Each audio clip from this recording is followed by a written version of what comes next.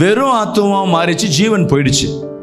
இப்போ தேவகுமாரன் ஜீவனாக இந்த உலகத்தில் பிறந்திருக்கிற ஆத்மா தனியா இருக்கு, ஜீவன் மட்டும் தனியா சுத்தி கொண்டு இருக்கு.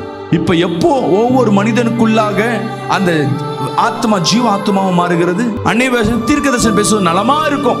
அப்படின்னா என்ன அர்த்தம்?